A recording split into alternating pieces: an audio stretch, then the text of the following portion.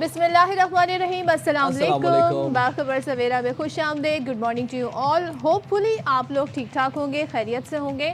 اور موسم کا حال ذرا سا ڈسکس کر لیتے ہیں. کافی دن ہوئے ہم نے ہر چیز ڈسکس کر لی, موسم پہ اس طرح بات نہیں ہوئی کیونکہ موسم جو ہے وہ چینج ہی نہیں ہو رہا ہے. مطلب آپ سوچیں اب نومبر کا اینڈ چل رہا ہے سائم, اور نومبر کے اینڈ میں بھی لوگ جو ہے انتظار کر, کراچی والوں کو تو چھوڑ دیں لیکن پورے پاکستان کی میں بات کر رہی ہوں, انتظار ہی ہو رہا ہے کہ سردی, کڑاکے کی سردی کب آئے گی. نومبر دسمبر کی سردیاں مشہور ہوتی ہیں کہ نومبر دسمبر میں یخ بستہ سردی اور ٹھنڈ ہوتی ہے. بٹ نہ صرف کراچی, چلے کراچی کو تو ہم سائڈ پہ کر دیتے ہیں نا, بلکہ اب دیکھیں آپ پنجاب میں اور بالائی علاقوں میں بھی وہ والی سردی نہیں آئی ابھی تک جو کہ آتی ہوتی تھی کچھ سالوں پہلے. آپ نے کراچی کو دیوار سے لگا دیا. ہاں, کراچی میں تو ویسے سردی جین اینڈ یا فیبرری میں شروع ہوتی ہے, اور ابھی تو کراچی میں ویسے پنکھے چل رہے ہیں, پنکھے آہستہ آہستہ چلتے ہیں سلو سپیڈ پر.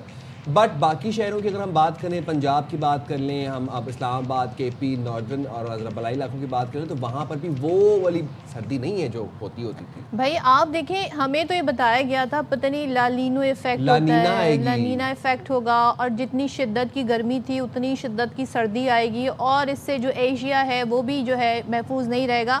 بلکہ ابھی ہم نے منظر دیکھا تھا جی والکینو پھٹنے کا جو ہوا ہے, سوچیں ایتھوپیا میں 12,000 سال پرانا جی یہ والکینو ہے جو 12,000 سال کے بعد پھٹا ہے. ایکسپیکٹ نہیں کیا جا رہا تھا. پھر بتایا گیا جی اس کے جو کلاؤڈ بنے وہ ڈرفٹ ہوتے ہوتے پہنچ گئے جی یمن, عمان, بھارت, شمالی پاکستان, پھر یہاں سے جی اب وہ آئی تھنک انڈیا کی طرف چلے گئے. ہاں, لیکن وہ ہمیں نظر بھی آئے تھے, یہاں پر کچھ نوٹیکل میل دوری پر تھے, پاکستان میں دیکھے جا رہے تھے. بٹ ہمیں آپ صحیح کہنے کے بتایا گیا تھا کہ اس دفعہ تو لانینا نے انٹری دینی ہے, اور اس کے بعد سردی فل اپنی پیک پر ہوگی, اپنی جوبن پر ٹھنڈ ہوگی پاکستان میں. لیکن نینا تو نہیں آئی ابھی تک, تو فی الحال ہمیں تو کوئی اثرات نظر نہیں آ رہے. ہاں, ہو سکتا ہے کہ جنوری میں جا کے کوئی لانینا والا ایفیکٹ ہو, یا کوئی وہ جو سردیاں نومبر دسمبر میں آتی جنوری تو ہوتا ہی بھائی پیک ٹائم ہوتا ہے نا سردی کا. رمضان ٹھنڈا ہوگا اس دفعہ ہمارا. ہاں, رمضان قدرے ہمیں لگتا ہے کہ, اور کہتے ہیں نا وہ جو ہمارے فاسٹنگ آورز ہیں وہ بھی شاید کم ہوں گے کیونکہ گرمیوں میں دن بڑا ہو جاتا ہے اور سردیوں میں دن چھوٹا جاتا ہے. اچھا جی, بات کر لیتے ہیں ذرا ہم ہمارے شمالی علاقہ جات کی. تو وہاں پر جناب اسکردو میں درجہ حرارت -10 ہو گیا ہے, تو وہاں تو ٹھیک ٹھاک سردی ہوگی یقیناً. گلگت میں -6 تک گرا ہے.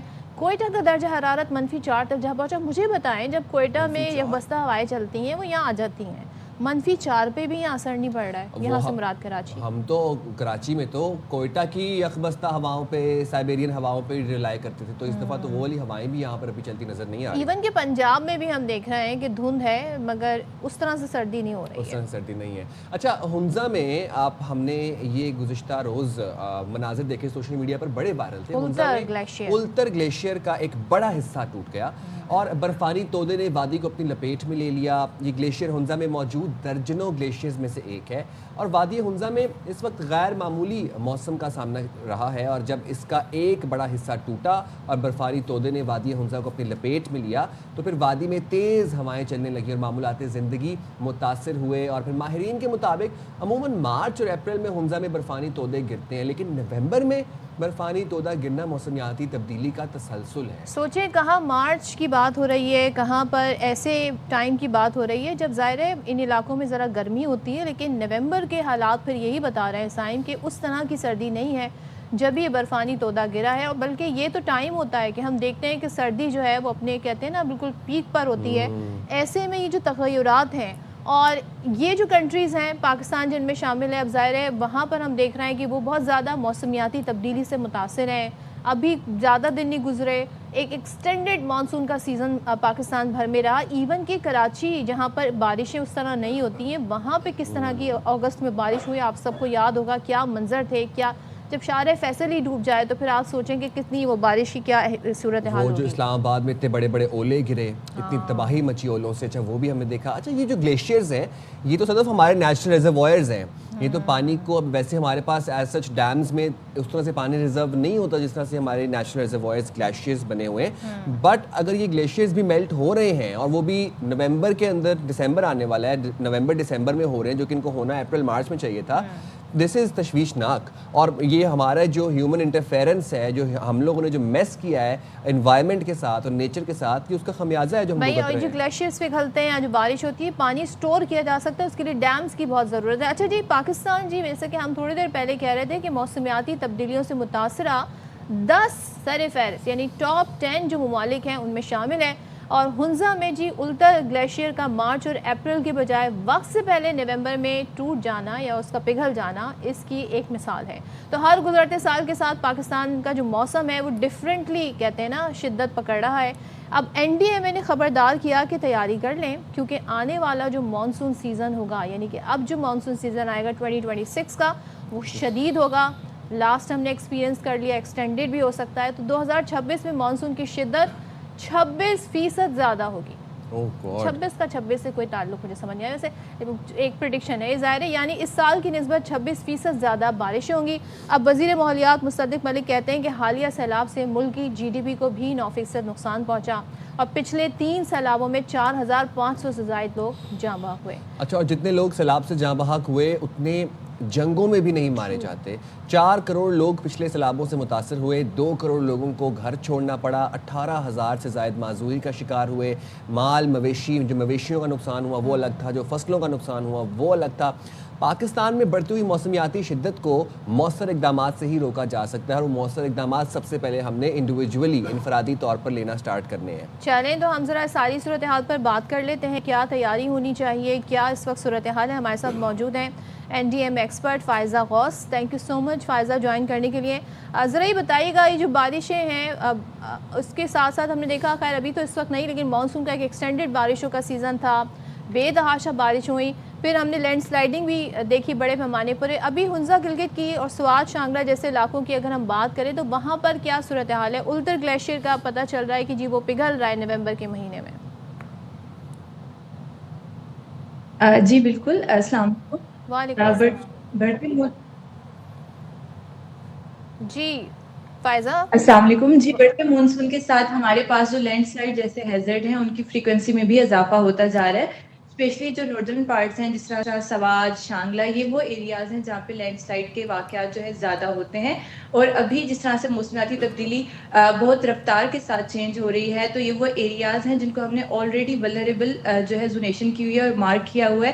اور ویسے پوائنٹ جہاں پہ سیاحی مقامات ہیں ان کو بھی ہم نے جو کنٹینیوسلی ٹریول ایڈوائزریز ہوتی ہیں, ٹورزم ایڈوائزریز ہوتی ہیں, ان کے تھرو آگاہ کرتے ہیں کہ نقصان کم سے کم ہو اور لوگ پہلے سے جو ہے پریپیئرڈ رہیں. اچھا فائزہ, این ڈی ایم اے کے مطابق آئندہ مونسون انتہائی شدید ہوگا 2026 میں. این ڈی ایم اے یہ بتا رہا ہے کہ 26% زائد شدید ہوگا اس سال سے مونسون. تو کتنی بارشیں ایکسپیکٹڈ ہیں اور اس کے لیے کیا پریپریشنز کی جا رہی ہیں؟ جی بالکل, اگر آن ایوریج بات کی جائے تو ہسٹوریکلی 10 to 30 ایئرس کی ایوریج کے مطابق ہم 2026 میں جو ہے 26% زیادہ بارش جو ہے ایکسپیکٹ کریں, جو کہ 2025 سے 5 یا 6% زیادہ رین فال ایکسپیکٹ ہو سکتی ہے. جس طرح اس سال 22% بارش زیادہ ہوئی اور پاکستان میں 256 ملی میٹر رین فال ریکارڈ ہوئی ہے آن ایوریج, تو ہم اگلے سال متوقع کر سکتے ہیں کہ یہ 260 to 70 mm جو ہے رین فال ہم ریکارڈ کر سکتے ہیں. اچھا, تھوڑا سا ہم یہ بھی جاننا چاہ رہے ہیں کہ ظاہر ہے آپ 2026 کے بارے میں تو پریڈکشن ہو رہی ہیں, لیکن شدید مانسون میں ممکنہ طور پر جب نقصانات ہوتے ہیں تو اس کی تیاری کا ہمیں پہلے سے پریپریشن کرنی ہوگی. اس کے لیے کتنا الرٹ ہے این ڈی ایم اے اور کیا تیاریاں پھر کی جا رہی ہیں, کیونکہ لاسٹ بہت زیادہ نقصان ہوا تھا. 2025 کا جو مانسون رہا وہ ایکسٹینڈڈ رہا مانسون سیزن. جی بالکل, جو این ڈی ایم اے ہے اس کا جو ہمارا ڈیزاسٹر مینجمنٹ کوآرڈینیشن جو ہمارا فورم ہے, ہم اس کے تھرو جو بھی ہمارے صوبائی لیول پہ انتظامیہ ہوتی ہے اس کے ساتھ کوآرڈینیشن میں رہتے ہیں. ان کی کیا نیڈس ہیں صوبائی لیول پہ اس کو ہم دیکھتے ہیں. ہم ڈفرینٹ سیمولیشن ایکسرسائز کرواتے ہیں کہ جس طرح اگلے سال آنے والا جو ڈیزاسٹر ہے اس کو ہم بریک ڈاؤن کر دیتے ہیں ہر 3 منتھس میں, تاکہ ہم اس ڈیزاسٹر کو اپڈیٹ کرتے ہیں کہ اگر فار ایگزامپل, کیونکہ آپ کو پتہ ہے کلائمیٹ بہت ڈائنامک ہے, اس میں چینجز آ سکتی ہیں, جو بارشیں ہیں وہ زیادہ کم بھی ہو سکتی ہیں, تو اسی کے اکارڈنگ ہم ان کے ساتھ لنک میں رہتے ہیں, سیمولیشن ایکسرسائزز کرتے ہیں, کمیونٹی اویئرنیس کرتے ہیں, اور ہم ڈفرینٹ جو رپورٹس ہیں ایڈوائزریز ہیں اپنے ایپ کے تھرو الرٹس نکالتے ہیں ایریا اسپیسیفک, تاکہ لوگوں کو زیادہ سے زیادہ آنے والے جو ہیزرڈ ہیں ان کے اکارڈنگ اویئر کیا جائے. اچھا, اور ہم نے تو یہ بھی سنا تھا کہ اس سال لانینا آئے گا اور مطلب سردی اپنی پیک پہ ہوگی اور بہت کولڈ ویدر ہوگا, لیکن یہ بھی گلیشیئرز, ایک طرف لانینا کی خبریں سنی ہوئی تھیں, ایک طرف ہم دیکھ رہے ہیں کہ ہنزا میں گلیشیئرز میلٹ ہو رہے ہیں. Why do you think it's happening?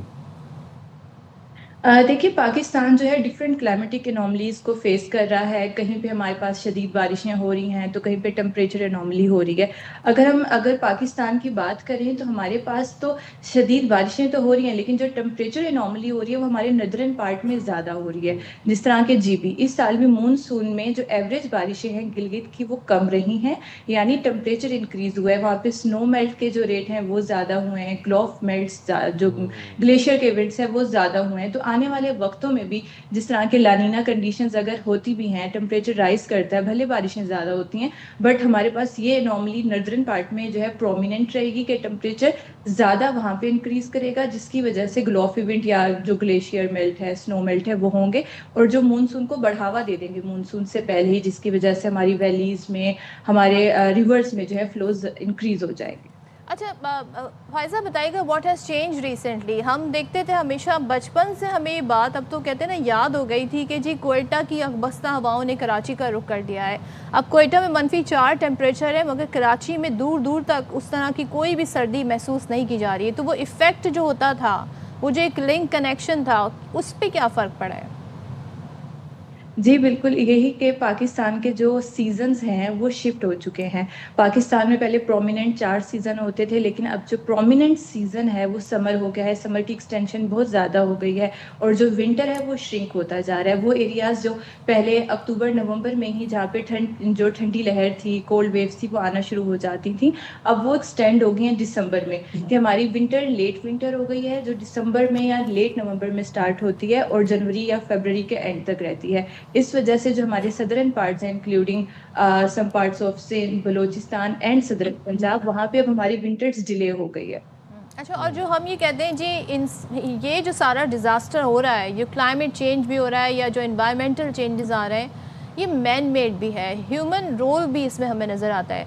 क्या ये कहा जा सकता है, जैसे फ़र्ज़ करें हम अगर मिसाल दें नारान की या उस तरह की दीगर इलाकों की, एक ज़माना था यहाँ पर पब्लिक रीच इतनी नहीं थी, टूरिस्ट वहाँ पर इतना नहीं जाते थे, लेकिन अब वहाँ पर पूरी एक होटल इंडस्ट्री बन गई है। ज़ाहिर है जब वहाँ पे लोग जाएंगे, वहाँ पर खाना पीना भी होगा, वहाँ पर फुजला भी होगा, ज़ाहिर है हर सारी चीज़ें जो हैं, क्या ये कंट्रीब्यूट कर रही हैं एनवायरमेंटल चेंज को? देखें, इसकी दोनों वजूहात हैं। नेचुरल डिज़ास्टर होते हैं, लेकिन इसमें अब जो मेन फैक्टर है वो मेन मेड एक्टिविटीज़ भी हैं। वो एरियाज़ जो कि पहले प्योरली हिली एरियाज़ थे, माउंटेनियस एरियाज़ थे, वहाँ पे इन टर्म्स ऑफ डेवलपमेंट हमारे पास टूरिज़म की वजह से ज़्यादा कंस्ट्रक्शन हो रही है, डिफॉरेस्टेशन हो रही है, डिफरेंट तरह के कंस्ट्रक्शन हो रही है, और वो एक हिली एरिया है जो कि ऑलरेडी वल्नरेबल है डिफरेंट हैज़र्ड्स को लेके, जैसे लैंडस्लाइड हो गई, हमारे पास डेब्रिस फ्लो हो गए, ग्लोफ इवेंट हो गए। तो जब हम उन जगहों पे डेवलपमेंट करेंगे, उन जगहों पे इस तरह के टूरिज्म स्पॉट्स बनाएंगे, तो डेफिनेटली जब वो हैज़र्ड आएगा तो उसकी जो इंटेंसिटी है वो उसको ज़्यादा वर्स्ट कर देगी और वो ज़्यादा नुकसानदेह होगा। तो ये दोनों चीज़ें पैरेलल चलती हैं, एक तो वो नेचुरल भी है और उसमें मैन मेड जो है उसका कंट्रीब्यूशन भी है। अच्छा, और फ़ायज़ा अगर हम बात करें कि मानसून जैसे में आप बता रही हैं कि 2026 में लास्ट टाइम से 26 टाइम्स ज़्यादा होगा, एक्सट्रीम होगा, और अगर बारिशें अनप्रेसिडेंटेड होती हैं और ज़्यादा होती हैं, हैवी रेनफॉल होता है, तो इस सब सूरत हाल से निमटने के लिए एनडीएमए ने कोई रिहेबिलिटेशन या फिर कोई रिलीफ स्ट्रक्चर तैयार किया है? जी बिल्कुल, एनडीएमए ने एक प्लान तैयार किया है सूबाई लेवल के साथ। उस पे हम डिफरेंट कोऑर्डिनेशन में हैं, हम डिफरेंट एक्सरसाइजेस करा रहे हैं। हमने ऑलरेडी वो वल्नरेबल एरियाज़ जो हैं सूबाई लेवल पे शेयर कर दी हैं कि आने वाले वक्तों में यहाँ पे जो है सैलाबी सिचुएशन हो सकती है, तो वहाँ पे ऑलरेडी जो है इक़दाम ले लिए जाएँ, एहतियाती तदाबीर ले ली जाएँ, और उसको फिर हम कंटिन्यूसली जो है अपडेट भी कर रहे हैं कि अगर सिचुएशन चेंज होती है, क्लाइमेट डायनामिक्स चेंज होते हैं, तो हम उसके साथ फिर उस चीज़ को कैसे फेस करें। तो इस पे हम कंटिन्यूसली सूबाई लेवल के साथ कोऑर्डिनेशन में है, वो भी हमें अपनी नीड्स बता रहे हैं, हम भी उन्हें प्लान दे रहे हैं और हम गैप एनालिसिस कंटिन्यूसली कर रहे हैं। ठीक है, thank you so much Faiza, हमारे साथ बहुत शुक्रिया। और जी तैयारी की जा रही है, अब देखते हैं जी आगे आने वाले दिनों में मौसम मज़ीद हमें क्या तेवर दिखाता है। तेवर से मुझे याद आया, अब जनाब आप लोग कहते हैं ना अपनी फास्टन योर सीट बेल्ट, क्योंकि अब जो Pakistan super Pakistan super league की मैं बात कर रही हूँ और ज़ाहिर है ये हमारे दिल के कितना करीब है। एक्साइटमेंट से आपको थोड़ा सा इसका मैं आपको थोड़ा सा बता दूं, जब 2009 में जो वाक़या हुआ था, श्रीलंका की टीम यहाँ से गई थी, उसके बाद पाकिस्तान से इंटरनेशनल क्रिकेट चली गई थी, यहाँ पर मैचेस नहीं होते थे, हमारे क्रिकेट के ग्राउंड जो है वीरान हो गए थे। लेकिन कहते हैं ना, कुछ कोशिशें, कुछ इंडिविजुअल्स ऐसे होते हैं, पीसीबी को भी इसमें बड़ा कंट्रीब्यूशन है, पीसीबी के जो चेयरमैन रहे उनके भी बड़े कंट्रीब्यूशन है, लेकिन कुछ इंडिविजुअल, कुछ फ्रेंचाइज, ये सारे लोग मिलकर बैठे उन्होंने डिसाइड किया कि पाकिस्तान में हमें इंटरनेशनल क्रिकेट को वापस आना है, यानी कि पाकिस्तान सुपर लीग, और इसका लेवल जी ऐसे होना चाहिए जैसे बीबीएल है, जैसे कि इंडियन प्रीमियर लीग है, और फिर सब ने मिलकर एक बड़ी लीग बनाई जिसको हम पाकिस्तान सुपर लीग कहते हैं। उसमें जी 10-10 साल के मुआहदे हुए और हमारे सामने मुल्तान की टीम है, हमारे सामने लाहौर की टीम है, इस्लामाबाद की टीम है, क्वेटा की टीम है, कराची की टीम है, और अब तो इसमें मजीद 2 टीमें भी जुड़ गई हैं। लेकिन यहाँ पर मैं बात करूँगी कराची किंग्स की। तो कराची किंग्स ने ये फैसला किया है कि 10 साल के मुआहदे के बाद रीन्यू होना था ये मुआहदा, तो दोबारा से कराची किंग्स को ओन किया है सलमान इकबाल साहब। ओह यस, तो अगले 10 साल फिर से होंगे बेमिसाल। लीग की सबसे मकबूल फ्रेंचाइज कराची किंग्स के शेयर करेंगे कमाल। किंग्स के ओनर ने पीएसएल में आइंदा 10 साल के फ्रेंचाइज राइट्स के मुआहदे की तजदीद कर दी और सलमान इकबाल साहब कहते हैं कि हमारे लिए फ़ख्र और ज़िम्मेदारी का लम्हा है पीएसएल के साथ उस वक्त जुड़े जब पाकिस्तान में क्रिकेट की वापसी मकसद था। अपने पैगाम में मजीद उन्होंने ये भी कहा कि 1 दहाई कबल हमने पाकिस्तान में क्रिकेट वापस लाने का वादा किया था। ये सिर्फ मुआहदे की तजदीद ही नहीं बल्कि लीग की तामीर के लिए हमारा विजन है, और उनका ये विजन है, इसकी कॉन्टीन्यूटी चल रही है और अगले 10 साल भी कराची किंग्स सलमान इकबाल साहब की विजन के मुताबिक उनकी क़यादत में कमाल करके दिखाएंगे। बिल्कुल इंशाल्लाह। और देखिए उन्होंने इस हवाले से पोस्ट भी की, अपनी पोस्ट में उन्होंने लिखा कि हमने लीग की महंगी तरीन फ्रेंचाइज होने से लेकर पाकिस्तान क्रिकेट के सुतून होने तक का सफ़र तय किया और मिशन जारी रहेगा, जबकि कराची किंग्स टैलेंट के मयार को लेकर जाएगा, ऊपर लेकर जाएगा। कराची किंग्स ने पाकिस्तान में टैलेंट हंट प्रोग्राम के ज़रिए नौजवान खिलाड़ियों को मौके दिए। उन्होंने नाम लिखे जी डेविड वार्नर के, क्रिस गेल के, कैरन पोलार्ड, कुमार संगकारा जैसे स्टार खिलाड़ियों ने कराची किंग्स की नुमाइंदगी की है। तो क्या बात है। साथ ही साथ चेयरमैन पीसीबी मोहसिन नकवी भी कराची किंग्स की काविशों के मुतरफ हैं। मोहसिन नकवी साहब कहते हैं कि किंग्स ने लीग के वकार में इजाफे के लिए अहम किरदार अदा किया।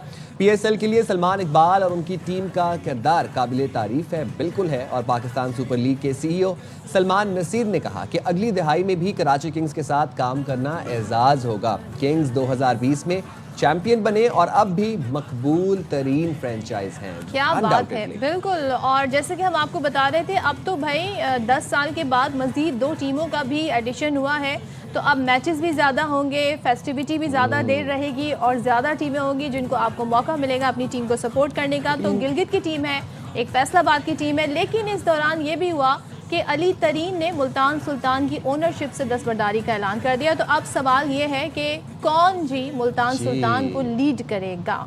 3 न्यू ओनर्स को एंटिसिपेट कर रहे हैं हम, एक मुल्तान सुल्तान, एक फैसलाबाद और एक गिलगित बल्तिस्तान। तो ज़रा नुमाइंदे खुसूसी शाहिद हाशमी साहब ने मेंशन किया है, उनकी तरफ बढ़ते हैं, हमसे जान लेते हैं। शाहिद भाई, थैंक यू वेरी मच, आपने बाखबर सवेरा के लिए वक्त निकाला। ज़रा सबसे पहले तो हमें बताइएगा कि कराची किंग्स अब अगले 10 साल के लिए भी same owner and same क़यादत, same vision, कैसे देखते हैं अगले 10 साल कराची किंग्स के लिए? देखिए, एक तसलसल है उस कमिटमेंट का जो 2015 में जब पीएसएल बनाई गई थी, उस वक्त एक कमिटमेंट किया था कि हाँ हम पीएसएल का पार्ट बनेंगे, हाँ हम क्रिकेट के फ़रोग में पार्ट बनेंगे, हाँ हम इंटरनेशनल क्रिकेट की वापसी में, की बहाली में, उसमें हम अपना अहम किरदार अदा करेंगे। तो कराची किंग्स ने ओवर द ईयर्स यानी पूरे 10 साल में 1 अशरे तक इस कमिटमेंट को निभाया है। और अब पाकिस्तान सुपर लीग की जो इमारत है वो 6 सुतूनों पर खड़ी है। उन 6 के 6 सुतून लेके आगे चलेंगे पीएसएल को। एक सुतून में थोड़ी सी दरार पड़ गई है मुल्तान सुल्तान की, उस दरार को थोड़ा पाकिस्तान क्रिकेट बोर्ड उसको संवारेगा।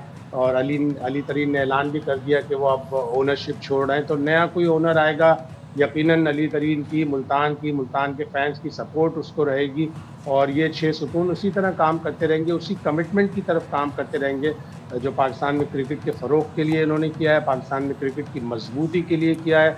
पाकिस्तान की टीम, पाकिस्तान की सुपर लीग जितना आगे जाएगी, पाकिस्तान की क्रिकेट का नाम होगा, यंगर जनरेशन आगे आएंगी और पाकिस्तान की क्रिकेट को पूरी दुनिया में एक नाम मिलेगा, एक वैल्यू मिलेगी। जिस तरह پاکستان سپر لیگ ایک برانڈ بنی ہے پوری دنیا میں. اگر آپ دیکھیں جتنی بھی لیگز ہوتی ہیں ان میں پاکستان کی سپر لیگ ٹاپ لیگز میں شامل ہے. بالکل. شاہد صاحب ایک چیز مجھے بتائیے گا, ہماری میموری بڑی شارٹ ہے, ہم بھول جاتے ہیں.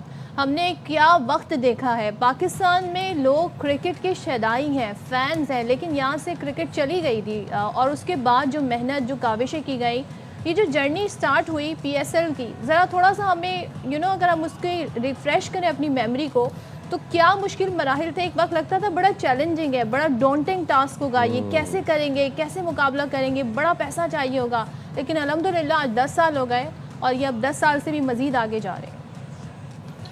دیکھیں سب کی کاوشیں تھیں, سب کی کوششیں تھیں, اور جب پاکستان میں انٹرنیشنل کرکٹ چلی گئی 2009 میں تو بہت بڑا سانحہ تھا. پاکستان میں کرکٹ ٹاپ گیم ہے, بچے بڑے بوڑھے سب لوگ مل کر کرکٹ دیکھتے بھی ہیں, کرکٹ کھیلتے بھی ہیں, اسے فالو کرتے ہیں. جب چلی گئی کرکٹ تو اس کی 4-5 سال تک کوششیں ہوتی رہیں. پہلے کوشش کی ذکا اشرف صاحب نے, اس وقت مٹیریلائز نہیں ہو سکی, ورنہ پلان یہ تھا کہ 2014 یا 2015 میں شروع ہو جائے گی. بہت سی وجوہات ہوتی ہیں, لاجسٹک کی وجوہات ہوتی ہیں, پھر آپ اپنی لیگ باہر ملک میں کروا رہے ہیں, وہ ایک بڑا ٹاسک ہوتا ہے, اس لیے کہ یو اے آسان جگہ نہیں ہے, بڑی کاسٹلی جگہ ہے, وہاں پہ پیسے بہت خرچ ہوتے ہیں. لیکن بہرحال پھر نجم سیٹھی صاحب نے ایک ویژن بنایا, ایک پلان بنایا, اس کے تحت 2016 میں ان کا 5 ٹیموں نے شروع میں ساتھ دیا, جس میں کراچی کنگز سر فہرست تھی, باقی ٹیموں نے ساتھ دیا, اور نجم سیٹھی نے پاکستان سپر لیگ کی بنیاد رکھی. ان کو بابائے پاکستان سپر لیگ کہا جائے تو بیجا نہیں ہوگا. انہوں نے بڑی کوششیں کی. ان کی سب سے بڑی پاورفل چیز یہ ہوتی تھی کہ وہ بڑے اچھے ڈیسیشن میکر رہے, اور اسی ڈیسیشن میکنگ کی وجہ سے انہوں نے پاکستان سپر لیگ کا انعقاد 2016 میں یو اے ای میں کروایا. وہاں سے پھر گریجولی 2017 میں پہلا فائنل آیا, 2018 2019 میں تھوڑے میچز کر کے آئے, اور پھر 2020 سے مستقل پاکستان سپر لیگ پاکستان میں آ گئی. کووڈ کا بھی سامنا ہوا, بہت ساری چیزوں کا سامنا ہوا, لیکن اس کے باوجود پاکستان سپر لیگ ترقی کی منازل طے کرتا رہا. آپ بھی آنے کو شروع میں تیار نہیں تھے, پہلے تو میچز بھی ہمارے دبئی میں ہوتے تھے, پھر یہاں پہ شفٹ کروایا, پھر انٹرنیشنل پلیئرز آنے کو تیار نہیں تھے. تو میں کہوں گی کہ ہمیں نہیں بھولنا چاہیے کہ اس قوم نے, ہمارے سیکیورٹی اداروں نے, ہماری اس وقت کی جتنی بھی گورنمنٹس رہی ہیں جن کا کنٹریبیوشن رہا, پی سی بی کا, ہمارے کھلاڑیوں کا, سب نے اس میں کنٹریبیوٹ کیا ہے. تو آج ہم کہتے ہیں نا, بیٹھ کر اپنے گھر میں, اپنے گراؤنڈ میں کرکٹ کو, انٹرنیشنل کرکٹ کو انجوائے کرتے ہیں. اور خاص طور پر لیگ اونرز, جو فرینچائز اونرز ہیں, ان کو خراج تحسین پیش کرنا یہاں پر بنتا ہے کہ مستحکم رہے.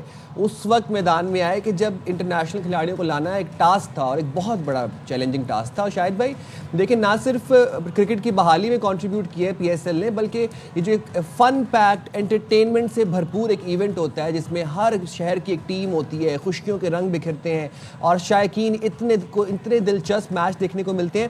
تو آپ کو کیا لگتا ہے کہ فرینچائز اونرز کا کتنا اہم کردار ہے؟ ٹھیک ہے شاہد بھائی, چلیں جی, وہ کچھ انٹرنیٹ کے ایشو ہیں, لیکن ہم یہ کہہ رہے ہیں کہ اس میں آپ لوگوں کا بھی بڑا کنٹریبیوشن ہے. آپ لوگ جو گراؤنڈ میں جاتے ہیں اور اپنی ٹیم کو یا کسی بھی کھلاڑی کو بیک اپ کرتے ہیں, شاہد صاحب آپ کیا کہیے گا سب کے اس کنٹریبیوشن کے بارے میں؟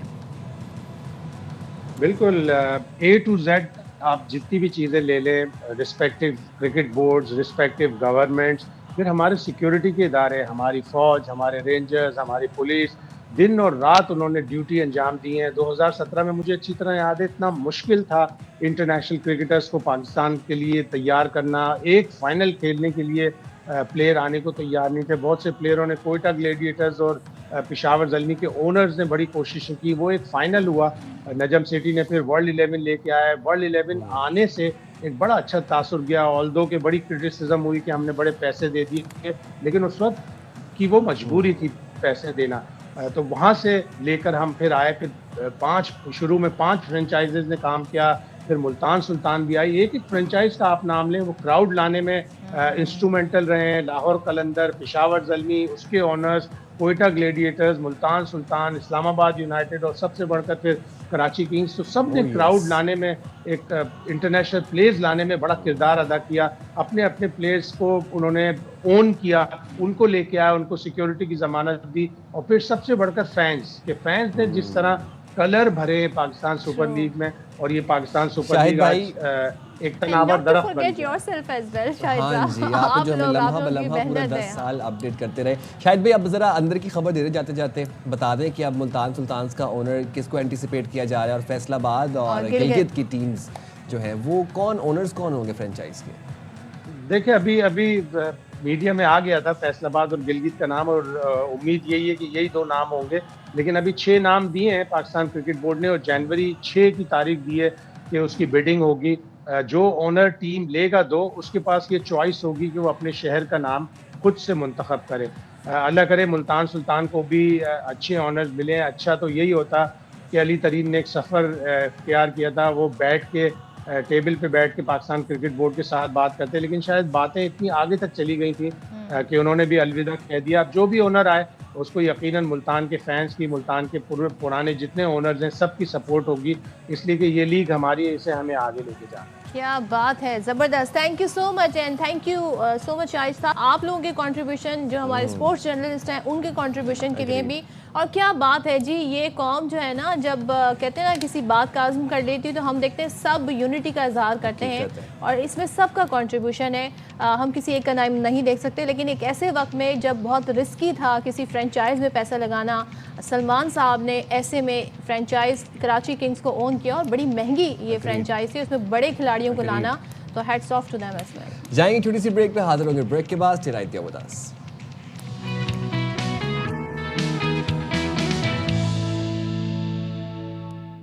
वेलकम बैक जनाब, और प्रोग्राम में आगे बढ़ेंगे, लेकिन हम मौसम का जिक्र करते सदफ, इस मौसम में मेरे साथ एक बहुत बड़ी ज़्यादती है। अच्छा, वो ये है कि सर्दियों में जिस चीज़ की सबसे ज़्यादा आपको ज़रूरत होती है वो रात में नहीं आ रही आजकल। मतलब मैं पूरी रात इंतजार करता हूँ, वो रात को नहीं आती। दिन में फिर चक्कर लगा लेती, लेकिन रात को नहीं आती। क्या कह रहे हैं आप भाई? मैं गैस की बात कर रहा हूँ। गैस लोड शेडिंग हो रही है और गैर एलानिया गैस लोड शेडिंग हो रही है, और दिन को तो चलें फिर आ जाती है अपने औकात कार पर, लेकिन रात के टाइम तो गैस का तस्वुर ही पैदा नहीं होता। बिल्कुल, तो आप सही क्या कह, समझी? मैं ये समझी कि क्योंकि वो दिन में भी नहीं आ रही है। अच्छा। दिन में भी जी अक्सर बेशतर हम देखते हैं कि जनाब वो उसकी कहते हैं ना, इतने उसमें भी लोड शेडिंग हो रही है, बहुत कम प्रेशर के साथ आ रही है, तो उस पर कुछ बन नहीं सकता है।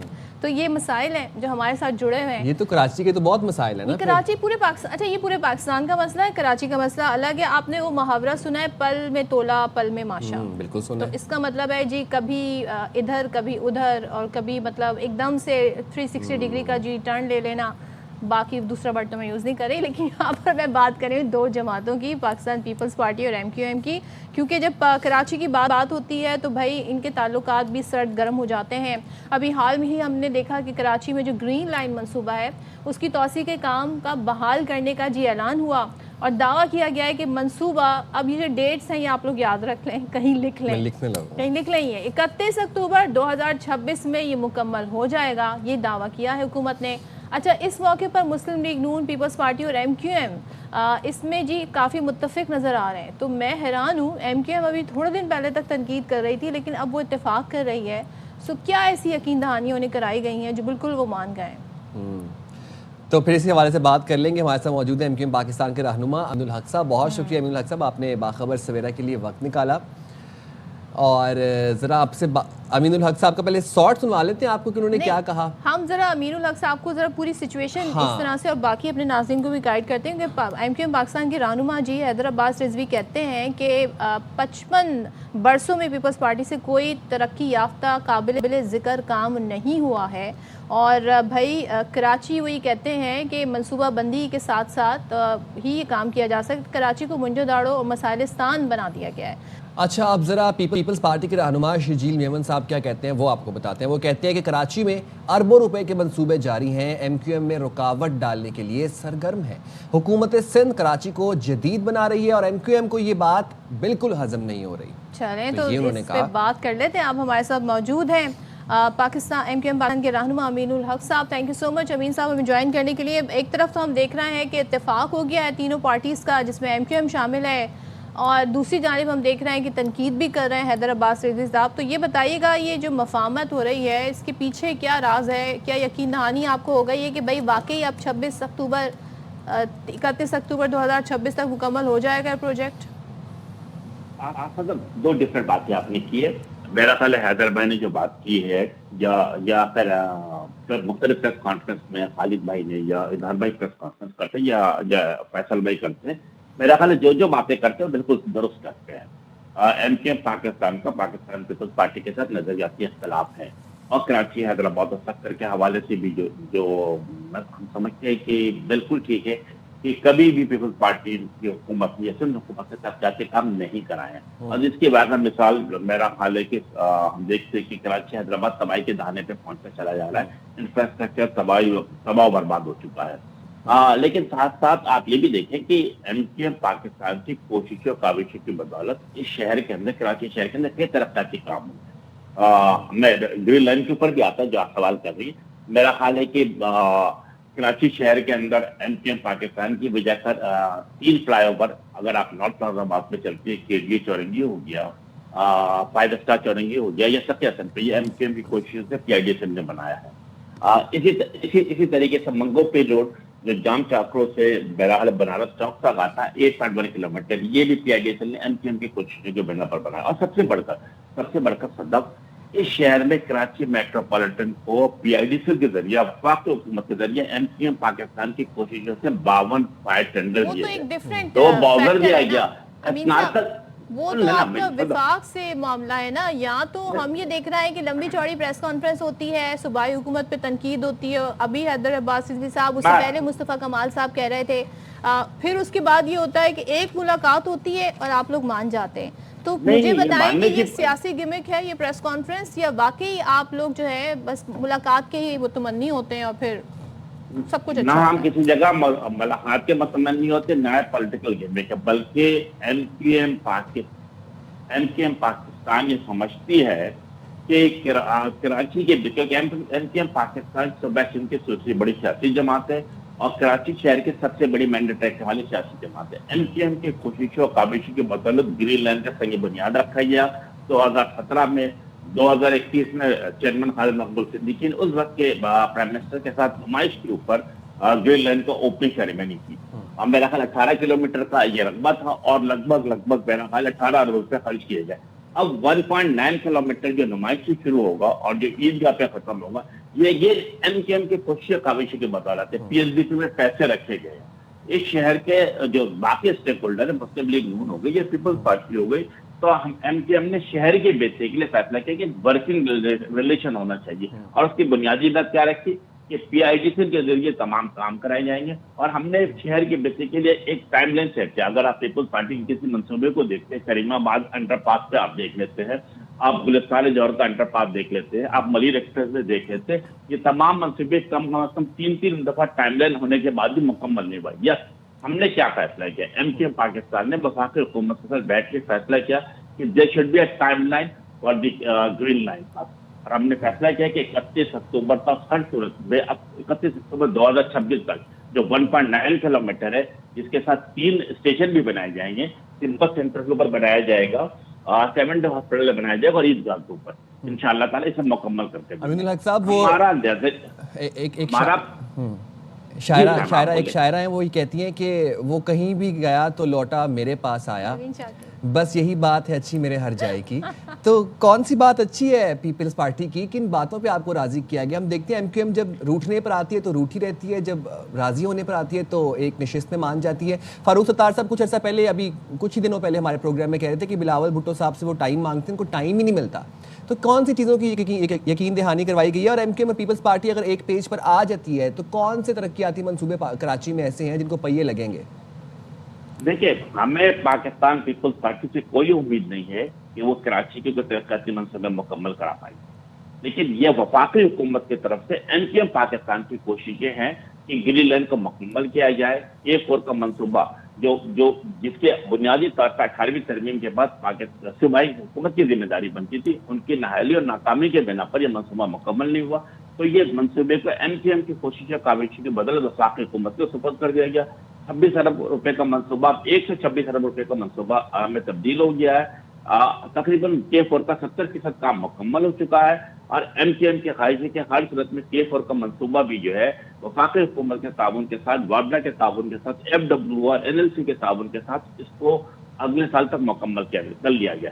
ऑगमेंटेशन जो कराची शहर में पाइप बिछाने की जिम्मेदारी थी वो सिंध हुकूमत की, लेकिन अभी भी उनकी कारकर्दगी जिसे कहते अब तो बात नजर नहीं आती पाकिस्तान पीपल्स पार्टी की कारकर्दगी। अमीन साहब, अगर ये गवर्नमेंट 31 अक्टूबर 2026 को ये ग्रीन लाइन मंसूबा मुकम्मल हो जाता है तो फिर आप पीपल्स पार्टी को भी इसका क्रेडिट देंगे? जिस तरह तनकीद करते हैं उसी तरह ओपनली क्रेडिट भी देंगे? देखिए सदफ, इसके ये ना फंडिंग में बात, ना फंडिंग के ऊपर जैसे कि सिंध हुकूमत का कोई किरदार है, ना मॉनिटर पे सिंध हुकूमत का कोई किरदार है। हाँ, एनओसी जब इशू होने का मसला दरपेश आया था, क्योंकि मेयर साहब इस शहर के मेयर हैं, तो एनओसी उनके तरफ से इशू होना था, तो सिर्फ एनओसी उनकी तरफ से इशू हुआ है। बाकी फंडिंग या एमकेएम ने ऑलरेडी 6 अरब रुपए पीएचडी के अकाउंट में जमा करा दिए गए हैं। एडमिनिस्ट्रेटिव काम जो है पीआईडीएसएल मुकम्मल करेगी। एमकेएम की जो अराकीन असेंबली है वो इसको मॉनिटर भी करेंगे और इंशाअल्लाह ताला हमारे ख्वाहिश होगी कि वफाकी हुकूमत के ताउन से इस मनसूबे को हर सूरत में 31 अक्टूबर 2026 तक मुकम्मल कर दिया जाए। और अच्छी बात क्या है, आज भी सदफ ये जो ग्रीन लाइन है ये स्टेट ऑफ दी आर्ट जो ग्रीन लाइन जिसे कहते हैं कि मेट्रो की बसें चलती हैं।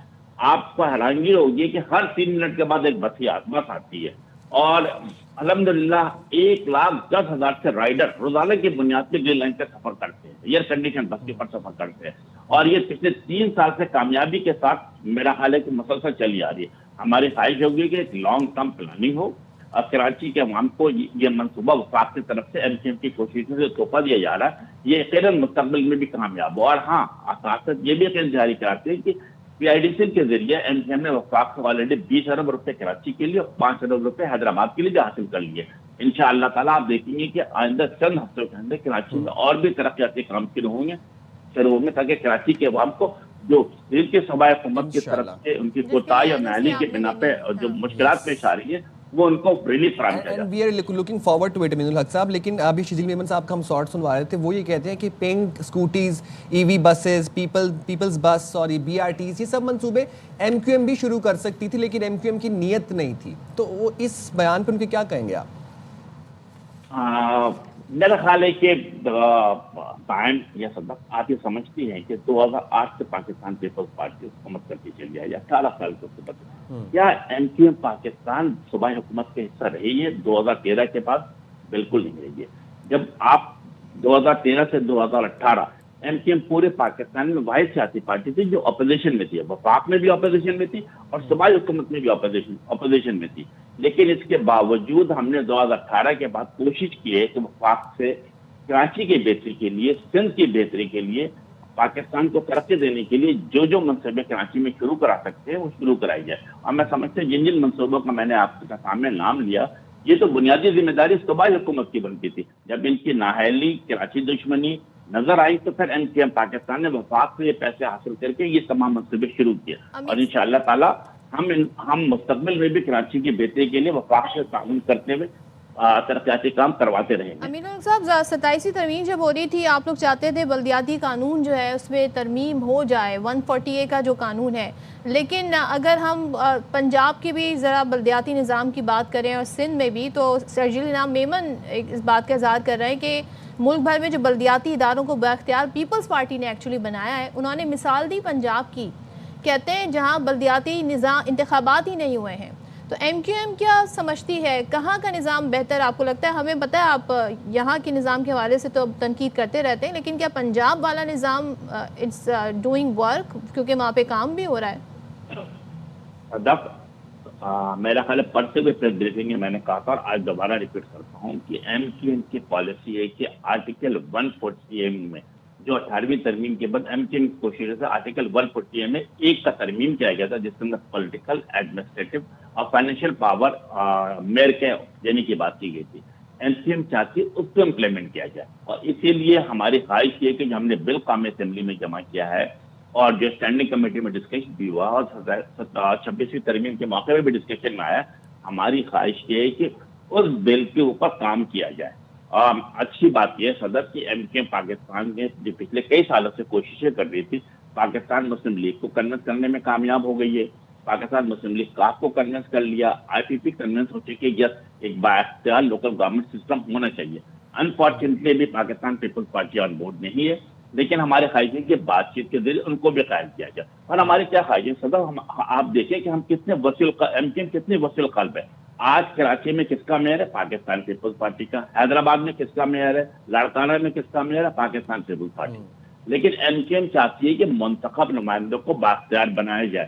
آج میرے اور آپ کے گھر کے سامنے اگر گٹر ابل رہا ہے، میرے اور آپ کے گھر کے سامنے اگر میرے اور آپ کے گھر میں پانی نہیں آ رہا ہے یا ٹرانسپورٹ کا پرابلم ہے، تو میں کسی M N A M P کے پاس جانے کے بجائے اپنے یو سی چیئرمین کے پاس جاؤں، میں اپنے ٹاؤن چیئرمین کے پاس جاؤں، اپنے میئر کے پاس جاؤں. کیوں؟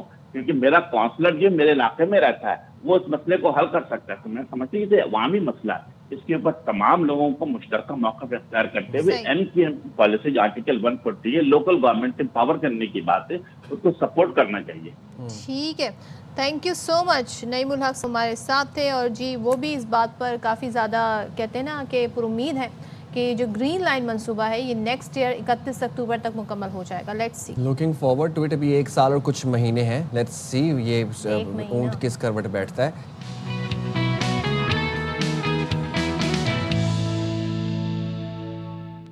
السلام علیکم. باخبر سویرا میں ایک دفعہ پھر سے آپ کو کہتے ہیں خوش آمدید. امید کرتے ہیں آپ کے دن کا آغاز بہت خوشگوار ہوا ہوگا. اور ذرا نظر ڈال لیتے ہیں پاکستان افغانستان. آپ کو پتہ ہے حالیہ مذاکرات بھی چل رہے تھے جس میں پاکستان کا سنگل پوائنٹ ایجنڈا صرف یہ تھا کہ افغان طالبان رجیم، افغان عبوری حکومت افغان سرزمین کو پاکستان کے خلاف دہشت گردی ہونے سے روکے. بس صرف ایک بات جس کے اوپر افغان طالبان کا جو وفد تھا، جو عبوری حکومت کا وفد تھا، اس نے کوئی ہاتھ پلہ نہیں پکڑایا، ہیلے بہانے کرتے رہے، کوئی اوتھینٹک بات نہیں کی. ان کے ہائی پاورڈ وفد نہیں تھا. وہ بار بار کابل کندھار کال جاتی تھی، وہاں سے انسٹرکشنز آتی تھیں. D G I S P R نے کل پریس کانفرنس کی اور واضح اور دو ٹوک انداز میں انہوں نے یہ کہہ دیا کہ دہشت گردوں کے خلاف ایکشن تک افغان طالبان رجیم سے کوئی بات چیت نہیں ہوگی. سینئر صحافیوں سے گفتگو کر رہے تھے، غیر رسمی گفتگو تھی. انہوں نے کہا کہ طالبان رجیم نان اسٹیٹ ایکٹرز جیسے فیصلے نہ کرے. خودکش حملے کرنے والے افغان شہری ہیں. خوارج دہشت گردی کے لیے افغانستان میں چھوڑا گیا امریکی اسلحہ استعمال کرتے ہیں. دو اور بڑی امپورٹنٹ بات انہوں نے کی. انہوں نے کہا کہ گڈ طالبان بیڈ طالبان کچھ نہیں ہوتا. یہ اپنے دماغوں سے آپ لوگ نکالیں. طالبان اور دہشت گردی کا نہ کوئی مذہب ہوتا ہے نہ کوئی عقیدہ ہوتا ہے. گڈ طالبان بیڈ طالبان کچھ نہیں. سیکنڈلی ہی سیڈ کہ ہماری افغان جو عوام ہے ان کے ساتھ کوئی ایشو نہیں ہے ہمارا، افغان طالبان رجیم کے ساتھ ہمارا مسئلہ ہے. بالکل. D G I S P R نے ایک بڑی اہم پریس کانفرنس کی اور انہوں نے کہا، اور خاص طور پہ افغان طالبان رجیم کے اس دعوے کو مسترد کر دیا جس میں وہ یہ بتایا جا رہا ہے، ظاہر ان کا ایک پروپیگنڈا نیریٹو ہے کہ پاکستان نے افغان سرزمین پر 2 دن پہلے کوئی حملہ کیا اور واضح کیا کہ پاکستان کارروائی کرتا ہے تو پھر اعلان کرتا ہے. اور ہم نے یہ دیکھا ہے جناب کہ ہم انیشیٹ تو نہیں کرتے لیکن ہم جوابی وار ضرور کرتے ہیں اور ہم جواب دینے کا حق بھی رکھتے ہیں. اچھا جی، ترجمان پاک فوج نے کہا پاکستان کا مسئلہ افغان عبوری حکومت سے ہے، وہاں کے عوام سے نہیں ہے. وہی بات جو آپ بتا رہے تھے. اور دہشت گردوں کا آخری دم تک پیچھا کیا جائے گا. سرحد پار سے دہشت گردوں کی معاونت سب سے بڑا مسئلہ ہے. پاکستانی عوام اور فوج ملک دشمنوں کے خلاف متحد ہیں، جبکہ پاک افغان سرحد پر سمگلنگ اور پولیٹیکل کرائم کا گٹھ جوڑ توڑنے کی ضرورت ہے. D G I S P R نے کہا کہ فیض حمید کا کورٹ مارشل قانونی اور عدالتی عمل ہے جس پر قیاس آرائیاں نہیں ہونی چاہیے اور اس پر کوئی فیصلہ آئے گا تو پھر آگاہ بھی کر دیا جائے گا. اب ساتھ ہی ہم آپ کو یہ بتائیں کہ پچھلے دنوں جو اسلام آباد کچہری میں دہشت گردی کا واقعہ ہوا تھا اس کے بھی اب ثبوت سامنے آ گئے ہیں. اور وہ ثبوت ہمیں کیا بتا رہے ہیں؟ اسلام آباد کچہری خودکش حملے کی منصوبہ بندی افغانستان میں موجود نور ولی محسود نے کی. تحریک طالبان افغانستان نے کالعدم ٹی ٹی پی کے ساتھ مل کر خودکش حملہ کیا. وزیر اطلاعات عطا اللہ طاہر نے بتایا کہ حملہ آور عثمان چنواری ننگرہار کا رہائشی تھا اور دہشت گرد ساجد اللہ عرف شینہ افغانستان سے تربیت یافتہ اور خودکش بمبار کا ہینڈلر تھا جس نے محمد ظالی اور کامران خان کو ہائر کیا. سن لیتے ہیں. خودکش حملے کے گرفتار دہشت گرد ساجد اللہ نے اعترافی بیان میں یہ بتایا کہ افغانستان میں مقیم داد اللہ نے خودکش حملے کی پلاننگ سے آگاہ کیا اور پشاور کے قبرستان میں خودکش جیکٹ پہنچائی. پھر خودکش حملہ آور کے 1-2 دن میرے ساتھ رہا جسے خودکش جیکٹ دی. اب اس نے مزید کیا کہا ذرا آپ سنیے. ساجد اللہ ہے. 2016 میں یہاں سے چلا گیا افغانستان. کنڑ میں میرا ملاقات ابو حمزہ سے ہوا جو امارت اسلامیہ کا کمانڈر تھا. ٹریننگ وغیرہ کی. 1 مہینے بعد میں واپس پاکستان میں آ گیا. ایک دن اس نے مجھے کہا تصویریں بھیجتے ہیں اور آپ جا کے قبرستان سے یہ خودکش جیکٹ لے کے جانا ہے. جب ہم آئے پشاور اخون بابا قبرستان میں، ادھر سے سیدھے اسلام آباد جب اسلام آباد میں پہنچا، مجھے میسج آیا کہ 2-3 دن میں آپ کی طرف ایک بندہ آئے گا افغانستان سے، قاری عثمان اس کا نام ہے. ہم نے وہاں پہ اس کو جیکٹ پہنایا، اسٹاف سے وہ بائکیا پہ بیٹھ کے G11 کچہری میں چلا گیا. چلیں جی، اعترافی بیان بھی ہمارے سامنے آ گیا ہے، اور اس کے باوجود ہم دیکھ رہے ہیں کہ افغان رجیم کا جو ایک بیانیہ ہے اگینسٹ پاکستان وہ بھی ہے، جس میں وہ غلط دعوے بھی کر رہے ہیں. سب پر بات کر لیتے ہیں. ہمارے ساتھ موجود ہیں بریگیڈیئر ریٹائرڈ راشد ولی جنجوعہ صاحب.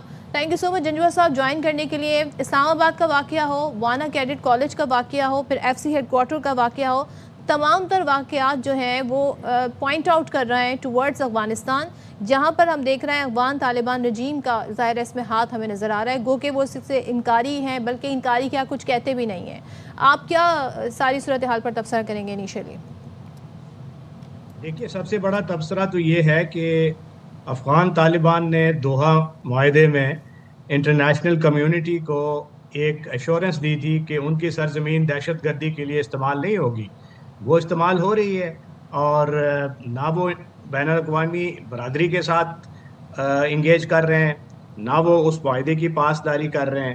تو پاکستان نے تو بڑا تصویراتی تحمل دکھایا ہے، اور ضرورت اس امر کی ہے کہ اب ہم جو پالیسیز ابھی اختیار کی ہیں ہم نے کاؤنٹر ٹیررزم کے حوالے سے، بارڈر کنٹرولز کے حوالے سے، تو اس پہ بڑی کنسسٹنٹلی عمل پیرا رہیں.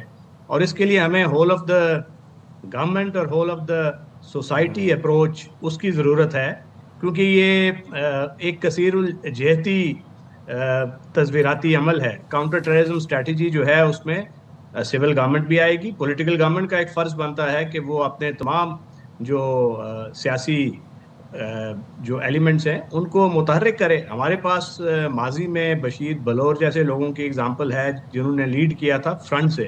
ہمیں وہ اگزامپل ایمولیٹ کرنی چاہیے. یہ جائے کہ ہم پالیٹکس کھیلتے رہیں اور سارا ملبہ جو ہے ہم آرم فورسز پہ ڈال دیں. وہ تو بڑی استقلال اور پامردی کے ساتھ نبرد آزما ہے. 206 جو کل D G I S P R نے بتایا کہ نومبر میں دہشت گرد ان کو جانم حاصل کیا گیا، یہ بہت بڑی تعداد ہے. اس سے آپ کو اندازہ ہوتا ہے کہ کس قدر مشکل اور سخت جنگ لڑی جا رہی ہے. تو اس جنگ میں سب کو اپنا اپنا حصہ ڈالنا ہے. بدقسمتی سے ایک جرم اور سیاست کا ایک نیکسس بن چکا ہے، اور اس نیکسس میں سارے اسٹیک ہولڈرز ہیں، بینیفیشریز ہیں، اور جب گورنمنٹ ان پہ ہاتھ ڈالتی ہے تو وہ سارے بینیفیشریز ایکا کر لیتے ہیں، ملک کے مفاد کو نہیں دیکھتے، اور دہشت گردوں کی ایک انڈائریکٹلی یا ڈائریکٹلی معاونت شروع ہو جاتی ہے. ابھی تجارت رکی ہوئی ہے. اب بہت سی ایسی لابیز تھیں جو تجارت کی گاد میں اسمگلنگ کو فروغ دیتی تھیں، اس سے وہ مستفیض ہوتی تھیں. پاکستان کے اندر مارکیٹس تھیں، تو ہمیں پاکستان کے اندر سے بھی ان عناصر کا کلا کما کرنا ہے. جہاں تک افغان طالبان رجیم کا تعلق ہے تو اس کے ساتھ تو پاکستان نے بساط بھر کوشش کر لی ہے، اور اب ضرورت اس امر کی ہے کہ ہمیں کوئی ریجنل سلوشن کی طرف بھی دیکھیں. جو امیڈیٹ نیبرز ہیں، ایران ہے، سینٹرل ایشیا ہے، چائنا ہے، پاکستان ہے، ان کے مفادات پہ ڈائریکٹ زک پڑ رہی ہے. تو ان کا ایک ایکا ہونا چاہیے، ایک کامن اپروچ ہونی چاہیے. یہ نہیں کہ پاکستان نے تجارت بند کی اور ایران وہاں سے کھول دے تو پھر اس کا اثر زائل ہو جائے گا. تو سب کو مل کے ان تمام ممالک کو افغانستان کی جو یہ حکومت ہے اس پہ اثر انداز ہونا چاہیے. بصورت دیگر افغانستان کو یہ جس راستے پہ لے جا رہے ہیں وہاں سے ایک انٹرنل امپلوژن ہو جائے گا، اور جب وہ وقت آتا ہے تو ہمیں وہ اس فیکشنز کی طرف بھی دیکھنا پڑے گا. لینے کے لیے کیا کوششیں کی جا رہی ہیں جنجوعہ صاحب؟ پارڈن؟ ان ممالک کو آن بورڈ لینے کے لیے کہ بھائی پورے خطے کے لیے ایک تھریٹ ہے تو آپ بھی اس میں کنٹریبیوٹ کریں، ان کو آن بورڈ لینے کے لیے کیا کوششیں کی جا رہی ہیں؟ دیکھیے، یہ ہمیں اس وقت بہت سے فورمز تھے نا پہلے، جس طرح کوارٹری لیٹرل فورم تھا، ماسکو فارمیٹ تھا. تو اب ہمیں ایک اس کو central Asian states, Iran, China, Pakistan, اس تک محدود رکھنا چاہیے، کیونکہ ان سب کے جو نیگیٹیولی امپیکٹ ہو رہے ہیں، سینٹرل ایشین اسٹیٹس کی کنیکٹیوٹی، ایران کی سیکیورٹی سچویشن، چائنا کے مفادات، تو پاکستان یہ سارے اسٹیک ہولڈرز ہیں. تو افغان عبوری حکومت پہ یہ دباؤ ڈال سکتے ہیں. تو یہ ایک ایکسٹرنل جو منور ہے وہ کرنے کی ضرورت ہے. اور دوسرا جو بائیلیٹرلی ہمارا ان کے ساتھ معاملہ چل رہا ہے وہ تو چلتا رہے.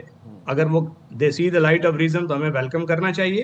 بصورت دیگر ہمیں وہ حق محفوظ رکھتے ہیں کہ اگر ہمیں ایکشن لینا پڑا تو ان کمین گاہوں کی طرف بھی جائیں گے جہاں سے یہ حملے ہو رہے ہیں. بریگیڈیئر صاحب، کل D G I S P R نے اپنی پریس کانفرنس میں ایک بڑی اہم بات کی. انہوں نے کہا کہ جو کہ بات پہلے بھی بہت دفعہ وہ کر چکے ہیں، انہوں نے کہا کہ پاکستان کی جو لڑائی ہے، جو جنگ ہے، وہ دہشت گردی سے ہے اور خصوصاً افغان طالبان رجیم سے ایشو ہے، نہ کہ افغانستان کے عوام سے. افغان طالبان رجیم تو افغان عوام کو ایک بلا جواز جنگ میں دھکیلنے کی کوشش کر رہی ہے. اور ساتھ ہی ساتھ ہم نے یہ بھی دیکھا کہ افغان طالبان رجیم جو ہے وہ بھارت کی پراکسی وار لڑ رہی ہے. کچھ دنوں پہلے ایکس کے اوپر جو نیا فیچر آیا تھا لوکیشن کا، وہ تمام طرح اکاؤنٹس جو کہ پاکستان میں انتشار پھیلا رہے تھے، جو کہ پاکستان میں فساد برپا کر رہے تھے، ڈس انفارمیشن پھیلا رہے تھے، ان کے تانے بانے افغانستان سے مل رہے تھے. ان کی لوکیشن کبھی افغانستان کندہار تو کبھی بھارت سے مل رہی تھی ان کی لوکیشن. تو D G I S P R نے بڑا کلیئرلی کل یہ بات کہی کہ تب تک کوئی بات چیت نہیں ہوگی جب تک افغان عبوری حکومت دہشت گردی کے خلاف ٹھوس اقدامات نہ کرے. کتنا واضح دو ٹوک پیغام تھا ان کا یہ. جی ہاں بالکل. اور یہ بھی کہا تھا کہ قابل تصدیق جب تک وہ سٹیپس نہیں لیتے تو اس وقت تک ہم کوئی کنسیشن ٹریڈ کے معاملے میں نہیں کر سکتے ان کے ساتھ. وہ بڑا ایک کنسسٹنٹ سٹانس ہے اور اس پہ ہمیں اسٹرکٹلی عمل کرنا چاہیے. اور اگر افغان حکومت اپنا رویہ تبدیل نہیں کرتی تو ظاہر ہے پاکستان تجارت بھی نہیں کر سکتا. ان کے ساتھ جو علاقے ہیں، بیسز ہیں، اس پہ آپریشنز بھی ہوں گے اور پاکستان اپنے دفاع کا حق محفوظ رکھتا ہے. افغانستان کے اندر سے اگر کوئی انتشار پیدا ہوتا ہے اور پاکستان پہ وہ الزام دھرتے ہیں تو وہ ان کا اپنا قصور ہے.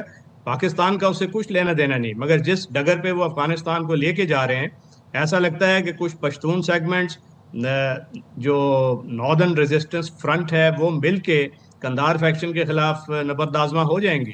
جب وہ سچویشن آئے گی تو پھر وہ پاکستان کو بھی اپنا رول ادا کرنا پڑے گا، کیونکہ پاکستان یہ بھی دیکھنا چاہیے کہ افغانستان میں کون سی ایسی حکومت آ سکتی ہے جو کہ دنیا کے ساتھ بہتر انگیج کرے اور جو آج کل جو پاکستان کے ساتھ تجارتی روابط ہیں اور دیگر جو وہ ریسٹور کرنے میں کس قدر ان کا جو ورلڈ ویو ہے ہمارے ساتھ مطابقت رکھتا ہے. تو یہ ساری چیزیں ہیں. It's a complicated equation. ہمیں پیشنس بھی دکھانا ہے، استقلال کا بھی مظاہرہ کرنا ہے اور ساتھ ساتھ جو کرائم اور ٹیرر کا نیکسس ہے اس کی طرف بھی نظر رکھنی ہے اور اس کا کلا کما کرنا ہے. نیشنل ایکشن پلان کی طرف بھی کل نشاندہی ہوئی تھی. یہ ہمارا فرض بنتا ہے ان 14 نکات پہ ہم منوان عمل کریں. بلوچستان کی حکومت کا ذکر ہوا کہ وہاں ڈیلی 161 آئی بی اوز ہو رہے ہیں اور وہاں پہ بہت کامیاب ربط ہے سول ملٹری کا. اس کا مطلب یہ ہے کہ اگر آپ ایک اسٹریٹجی کو صحیح طریقے سے استعمال کریں تو کامیابی کی طرف آپ جا سکتے ہیں. یہاں پہ کے پی میں مسئلہ یہ ہے کہ جو پروونشل گورنمنٹ ہے اس کا جو رویہ ہے وہ تھوڑا سا کاؤنٹر ٹیررزم اپروچ جو فیڈرل گورنمنٹ کی ہے اس سے مختلف ہے. تو یہ ایک ویک چنک ان دا آرمر ہوتا ہے جب آپ کاؤنٹر ٹیررزم اسٹریٹجی کی طرف دیکھتے ہیں. تو ان تمام جو ویکنیسز ہیں ہمیں اس پہ اس کے خلاف سٹیپس لینے ہیں اور اس کے بعد ہی ایک یکسوئی سے ہمہ جہت اپروچ کے ذریعے کمپلیٹ جو جس ادارے کا کام ہے کاؤنٹر ٹیررزم ڈپارٹمنٹ کو اسٹرینتھن کرنا ہے تو آپ نے کرنا ہے. سول ایڈمنسٹریشن فعال کرنی ہے، ڈیولپمنٹ پرونگ کو بھی ساتھ ساتھ لے کے جانا ہے اور سب سے بڑی بات کہ جو فرنٹیئر کانسٹیبلری اور ایسے ایلیمنٹس ہیں ان کو کاؤنٹر ٹیررزم جنگ لڑنے کی بھی استعداد کار ان کی بڑھائی جائے. اور یہ سارا اسمگلنگ کو روکنا، بارڈر کنٹرولز، یہ سویلین گورنمنٹ کا کام ہے تو ان کو اپنا کام کرنا چاہیے.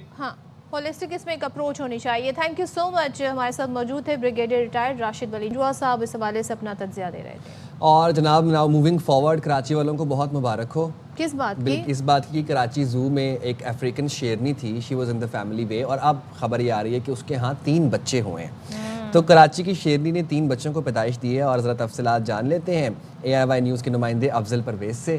تو افضل بتائے گا، یہ افریقن شیرنی کے ہاں 3 بچوں کی پیدائش ہوئی ہے، کیا تفصیلات ہیں؟ بچے کیسے ہیں، ہیلدی ہیں اور کیسے کلرز کیا ہیں بچوں کے؟ جی بالکل صدف صاحب، دیکھا جائے تو یہ یقیناً طور پر کراچی کے شہریوں کے لیے ایک اچھی خبر ہے، کیونکہ کراچی زو میں जो अफ्रीकन शेरनी है उन्होंने 16 नवंबर को 3 बच्चे पैदा किए, जो कि एक बेहतर माहौल के हवाले से ये इक़दामात मेयर कराची के क्रेडिट में जाता है, क्योंकि ये 16 नवंबर को पैदा होने वाले बच्चों को इंतहाई निगहदाश्त वार्ड में रखा गया और मेयर कराची के मुताबिक ये सेहतमंद बताए जाते हैं। उनको उनकी शेरनी के साथ दूसरे पिंजरे में मुंतकिल कर दिया। डॉक्टरों की टीम बाकायदा तौर पर उनका मुआयना करती है और उनके देखभाल के हवाले से एक कमेटी भी तश्कील दी गई है, क्योंकि शहर में कराची ज़ू एक तवज्जो का मरकज़ है शेर और शेरनी के हवाले से। अब जो छोटे बच्चे हैं, जब वो उनकी पैदाइश हुई है, अब वो 1.5 महीने बाद उनको मंजर आम पर लाया जाएगा, जहाँ बच्चे जो है वो बाकायदा तौर पर उन बच्चों जो शेरनी के बच्चे हैं उनके साथ खेल भी सकते हैं और उनके साथ जो है एंजॉय भी कर सकते हैं। ताहम मेयर कराची का कहना है कि कराची ज़ू में जो इस वक्त जो जानवरों का माहौल है वो बहुत ज़्यादा बेहतर है। मज़ीद जो जानवर है बेहतर तो नहीं है अफजल, ज़ूज़ में जंगली जानवरों को रखना ये तो बेहतर नहीं है। और दूसरी बात ये कि 1.5 महीने के बाद अगर ये बच्चों को छोड़ दिया जाएगा आवाम के पास खेलने के लिए और इनसे लुत्फ़अंदोज़ होने के लिए, तो ये तो बच्चों की हेल्थ के लिए बड़ा नुकसानदेह है। शेरनी के बच्चों जी बिल्कुल साहिब, नुकसानदेह तो होता है, लेकिन शेरनी के बच्चों के हवाले से जो कराची ज़ू की इंतज़ामिया वो बाकायदा तौर पर इक़दामात करती है। जो छोटे बच्चे होते हैं वो बड़े शरारती होते हैं, चाहे जानवर के बच्चे हों चाहे दूसरों के बच्चे हों, तो बच्चे बड़े शरारती होते हैं। तो वो छोटे बच्चे जब भागेंगे दौड़ेंगे ऊपर नीचे होंगे तो यकीनन तौर पर जो कराची ज़ू में तवज्जो का मरकज़ रहने वाले ये बच्चे जो हैं और यहाँ के आने वाले जो शहरी हैं वो बहुत ज़्यादा इंजॉय करेंगे। ठीक है अफजल, बहुत शुक्रिया आपका। और जनाब, बात असल ये है कि अब तो लोग ये बात कर रहे हैं, इस चीज़ को एडवोकेट कर रहे हैं कि जो जानवर हैं उन्हें केज्ड में नहीं रखना चाहिए। ये कोई एंटरटेनमेंट नहीं है कि आप केज जानवरों को जाकर इनको नेचुरल हैबिटेट फराहम करना चाहिए। पिछले दिनों जी भालू जो था उसको ट्रांसफ़र किया गया था इस्लामाबाद, ताकि वहाँ पर एक नेचुरल हैबिटेट एनवायरनमेंट में वो रह सके। तो मैं तो भाई दुआ गो हूँ। हम खुश इसलिए थे कि शेरनी ने बच्चे दे दिए और वो खैर खैरियत से बच्चे हो गए, लेकिन खुश इसलिए बिल्कुल नहीं होना चाहिए कि वो बच्चे किसी एंटरटेनमेंट का पर्पस बन जाएंगे, एंजॉयमेंट का। अब ज़ूज़ का ज़माना खत्म हो गया। Yes, we gonna short break, will be right back in a flash, stay there with us.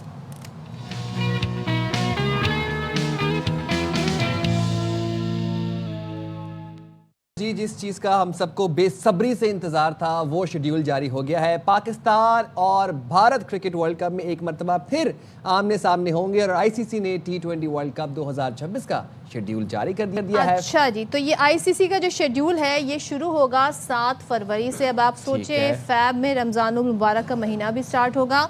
7 फरवरी से 8 मार्च तक ये टूर्नामेंट खेला जाएगा। 2026 की हम बात कर रहे हैं, जिसके लिए शेड्यूल का ऐलान भी किया गया। अच्छा जी, 7 वेन्यूज़ बताए गए हैं क्योंकि ये श्रीलंका और इंडिया मुश्तरका तौर पर इसको होस्ट कर रहे हैं।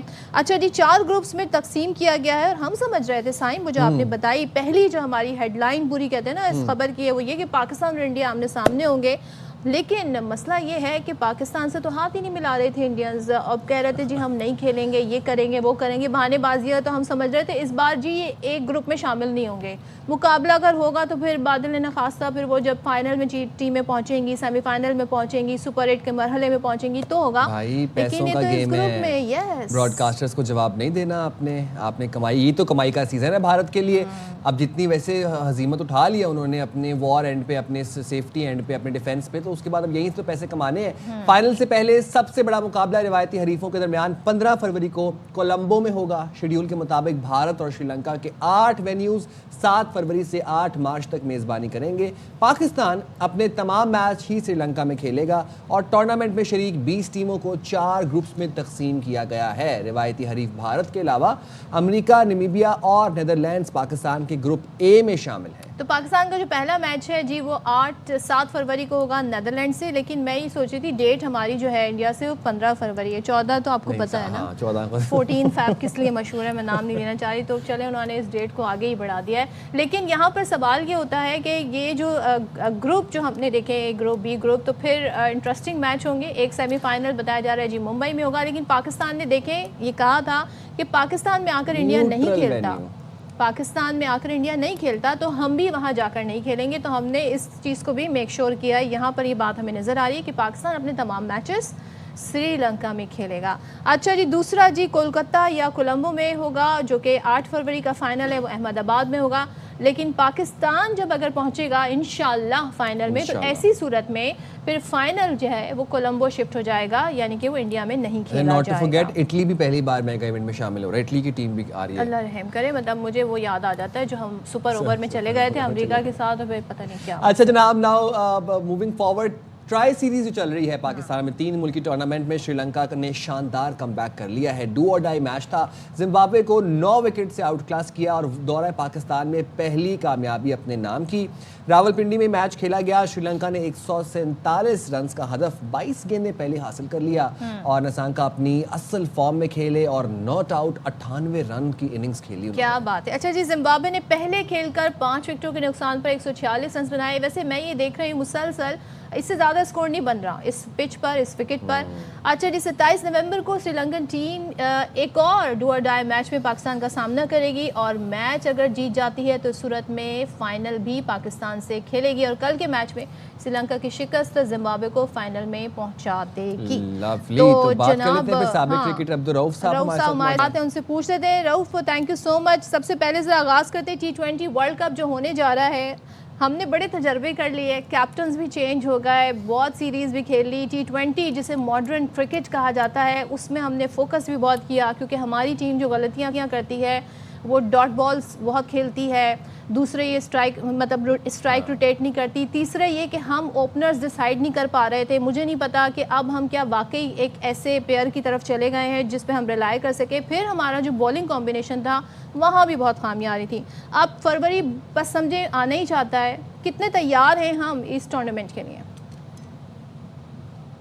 دیکھیں, جو بیسیکلی میرا پوائنٹ آف ویو تو یہی ہے کہ آپ کو ینگسٹر تیار کرنا چاہیے تھے, اور ینگسٹر آپ کو اس کی تیاری شروع کرنی چاہیے تھی. آپ کو جو لاسٹ ورلڈ کپ امریکہ میں آپ کھیلے تھے, جس میں پاکستان کی پوزیشن بہت ہی ناقص رہی ہے, پاکستان انڈیا سے میچ آ رہا, وہاں پہ پاکستان USA کی 2 بار ٹیم سے وہاں پہ میچ ہار گیا, تو اس کے بعد سے ان کو پریپریشن شروع کر دینی چاہیے تھی, کیونکہ جتنی بھی ٹاپ ٹیمیں تھیں انہوں نے اسی زمانے میں تیاری اپنی شروع کر دی تھی.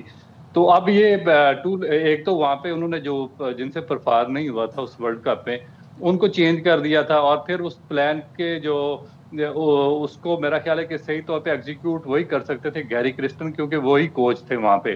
تو جس طریقے سے گیری کرسٹن کو سیک کر دیا گیا, اور پھر اس کے بعد شفلنگ کی گئی ٹیم میں, کچھ نئے پلیئرز کو لایا گیا, وہ پرفار نہیں کر سکے, اور پھر اینڈ رزلٹ یہ نکلا کہ انہی پلیئرز کو آپ کو واپس لانا پڑا اب دوبارہ گھما پھرا کے, جن کی وجہ سے آپ پاکستان کی جو کرکٹ ہے پچھلے 5 6 7 سے وہ بہت ہی زیادہ مشکلات کا شکار رہی ہے, اسپیشلی ICC ایونٹس میں اور جو ٹاپ ٹیئر ٹیمیں تھیں ان کے خلاف. تو ابھی پھر دوبارہ آپ ان کو لے کر آئے ہیں. ایک میرا خیال ہے کہ اس ٹیم میں رضوان شامل نہیں ہے, اور شاداب خان فٹنس حاصل کرنے کے بعد وہ بھی دوبارہ واپس آ جائیں گے. تو کوئی چینجنگ ہم نے کوئی اتنی خاص کی نہیں. پریپریشن جہاں تک تعلق ہے تو وہ ابھی تک جو میں دیکھ رہا ہوں تو اسپنر تو آپ کے پاس کافی آ گیا. عثمان طارق آپ کے پاس آ گیا ہے, آپ کے پاس قاسم ہے, فیصل اکرم ہے, اس کے بعد محمد نواز سے بالنگ کروا رہے ہیں آپ, اور بھی 1-2 ابرار آ گیا. مگر ایشو وہی آپ کا کھڑا کہ کوئی ایسا اسپیشلسٹ اسپنر آپ کے پاس ابھی تک تیار ہو کے آیا نہیں ہے جس پہ آپ بہت زیادہ آپ فوکس رکھ سکیں کہ یہ پاکستان کو کسی بھی اچھی ٹاپ ٹیم کے خلاف کوئی میچ جتوا سکتا ہے. کیونکہ ان کو آپ نے دیکھا کہ جب انڈیا کے خلاف پاکستان کے 2 میچز ہوئے تو وہاں پر آپ نے محمد نواز سے 1 اوور بھی نہیں کروایا, اور ابھی اب آپ کا سب سے اسپیشلسٹ اسپنر وہی ہے. تو میرا تو نہیں خیال کہ ابھی کوئی بہت زیادہ تیاری کی ہے, کیونکہ تیاری تو میں اس صورت میں اس کو کہتا ہے کہ جب آپ بہت زیادہ کوئی نئے لڑکوں کے فوکس کرتے, وہ اچھی ٹیموں کے خلاف پرفارم کرتے, آپ اچھی ٹیموں کے خلاف سیریز کھیلتے, پاکستان کو میچز جتواتے. یہ بھی کی جا سکتی ہے رؤف کہ ابھی ہم دیکھیں ساؤتھ افریقہ سے جیتے, سری لنکا سے جیتے, ٹرائی نیشن سیریز بھی ہمیں ایسے ہی لگ رہی ہے کہ جیسے پاکستان اس میں جیت جائے گا. تو یہ جو جیت ہے یہ اس میں وہ ایفرٹ نظر آ رہی ہے جس پہ آپ کہیں کہ بھائی پاکستان تو فیوریٹ ٹیم ہوگی T20 ورلڈ کپ میں, یا ہم سمجھیں جی جس طرح ہم جیت رہے ہیں اس پہ بھی کافی تنقید ہو رہی ہے؟ دیکھیے, جتنا یہ جو ایسوسیٹ ٹیمز ہیں, آپ لاسٹ جو ٹرائی نیشن سیریز کھیلے ہیں اس میں آپ UAE کی ٹیم تھی, افغانستان کی ٹیم تھی, پھر پاکستان کی ٹیم, پھر ایشیا کپ آپ دیکھیں کہ آپ جتنی ایسوسیٹ ٹیمز تھیں ان کے خلاف تو آپ جیتے رہے, یہ باٹم کی ٹیم ہے. جب مگر انڈیا کے خلاف آپ 2 میچز کھیلے ہیں, آپ دونوں میچز آ رہے ہیں. پھر اگر آپ ساؤتھ افریقہ آپ کو ہوم سیریز میں یہاں پر ایک ٹیسٹ میچ میں ساؤتھ افریقہ نے پاکستان کو شکست دی ہے. ایک میچ میں وہ اس لیے آپ کو شکست نہیں دے سکے کہ اس میں جو ان کے جو پریمیئر اسپنر تھے مہاراج وہ ٹیم کا حصہ نہیں تھے, انجری کی وجہ سے وہ اسٹرگل کر رہے تھے. تو اس کے بعد جو ون ڈے سیریز ہے اس میں انہوں نے بالکل نئے لڑکوں کو ڈالا, کیونکہ ایٹ دا سیم ٹائم ان کی 3-4 ٹیمیں یہاں پر کھیل رہی تھی, ایک انڈیا میں کھیل رہی تھی, ایک انفٹ ہو کر. ایک بات بتائیے گا, ابھی جو رائزنگ سٹار ایشیا کپ تھا اس میں بڑا اچھا ٹیلنٹ ابھر کے سامنے آیا, کل وسیم اکرم صاحب بھی اس کا ذکر کر رہے تھے, بڑے اچھے کھلاڑی سامنے آ رہے ہیں, تو آپ کو لگتا ہے کہ ان میں سے کسی کھلاڑی کا انکلوژن کیا جا سکتا ہے ورلڈ کپ کے لیے؟ دیکھیے کچھ ایسے پلیئر ہیں جن کو آپ ڈیفینیٹ چانسز دے سکتے تھے, تیار کر سکتے تھے, مگر میرا نہیں خیال کہ پتہ نہیں سلیکٹر نے ان کو کیوں. ایک شاہزیب خان کا میں بار بار ذکر کروں گا, انڈر 19 میں ٹاپ کلاس پرفارمر تھے, جن کے بارے میں ماہرین کی بہت اچھی رائے تھی کہ سعید انور کے بعد کسی کے پاس اگر کوئی ٹیکنیک یا چیز ہے تو وہ شاہزیب ہیں. وہ انہوں نے انڈیا کے خلاف 129 کیا تھا under 19 last year Asia cup میں, سری لنکا کے خلاف 159 کیا تھا, ان کو اس ایشیا امرجن کپ سے ڈراپ کر دیا گیا. ان کی جگہ مجھے بتائیں کہ جو عرفان خان نیازی ہے وہ 5 سال سے پاکستان ٹیم میں ہیں, اور وہاں پر وہ اپنی فارم نہ ہونے کی وجہ سے اور پرفارمنس نہ ہونے کی وجہ سے باہر ہوئے, تو آپ نے ان کو امرجنگ ایشیا کپ میں بھیج دیا. اسی طرح سفیان مکیم 5 سال سے پرفارم نہیں کر رہے, آپ نے ان کو, تو بجائے ان کی آپ اگر ینگسٹر کو وہاں پہ چانس دیتے تو وہ بہتر پراسپیکٹ بن کے سامنے. اب ایشو کیا ہو رہا ہے کہ اب ان میں سے آپ ایک بندہ بھی پاکستان ٹیم میں کنڈکٹ نہیں کروا سکتے, سوائے ایک محض صداقت ہے. مگر میرا خیال ہے کہ ان کو ابھی ڈومیسٹک میں چانسز دینا چاہیے, کیونکہ آپ اگر پری میچور ان کو کھلائیں گے تو پھر وہ اچھی بالنگ لائن کے خلاف اسٹرگل کریں گے, اور پھر 1-2 میچز کے بعد ان کا کیریئر بھی سفر کر جائے گا, تو یہ چیز نہیں ہونی چاہیے. بہت شکریہ رؤف بھائی, آپ نے باخبر سویرا کے لیے وقت نکالا. ہم چھوٹی سی بریک پہ حاضر ہوں گے, بریک کے بعد.